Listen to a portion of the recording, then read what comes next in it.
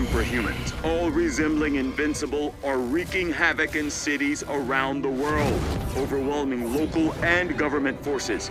At first, they were believed to actually be invincible, until reports revealed there are multiple individuals involved.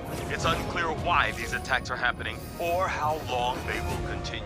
But police are telling everyone Go! to stay Destroy everything in your path!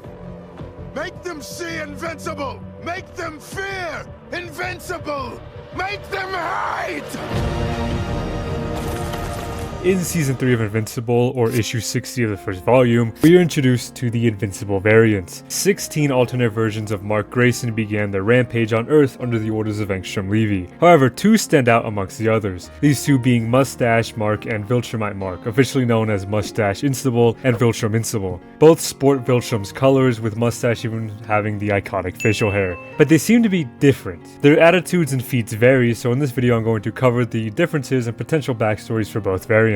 Keep in mind that this is mostly speculation, so feel free to comment your own thoughts, but I'll start with Mustache Invincible.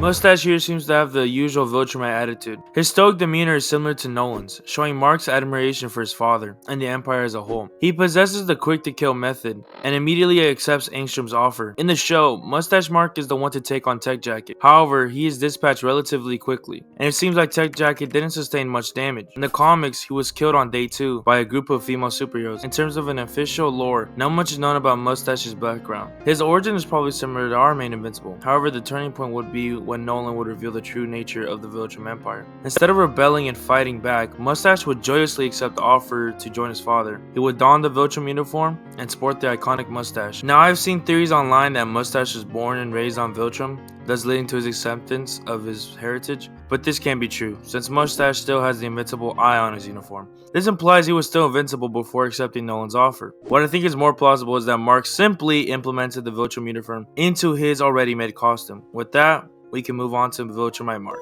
I've killed you before, and I'll kill you again.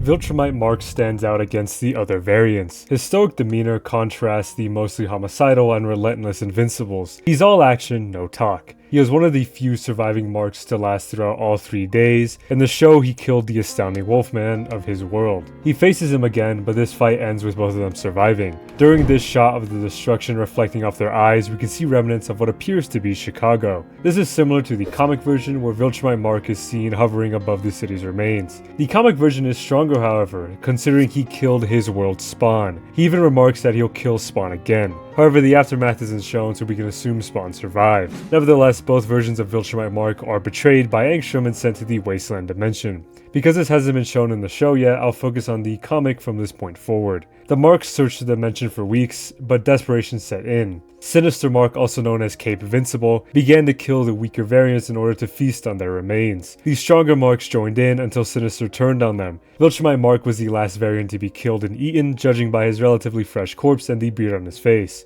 Ranking him against the other variants, he's within the top 3 in strength, just below Mohawk and Sinister. So besides the varying power levels, what else is different between Viltrumincible compared to Mustache Mark? Viltrumite Mark's uniform is more sleek and looks like the standard attire for the Empire. He also lacks the signature mustache. This, plus his stoic demeanor, hints at him being less enthusiastic about being a Viltrumite. Perhaps when Nolan told Mark the truth, he was less receptive than Mustache Mark, but realizing that he had no chance fighting back against Omni-Man and the rest of the Viltrum Empire, he reluctantly accepted Nolan's offer. But deep down, he hates the Empire and thus doesn't grow a mustache. But nevertheless, this Mark still follows their ways and wreaks havoc wherever he goes.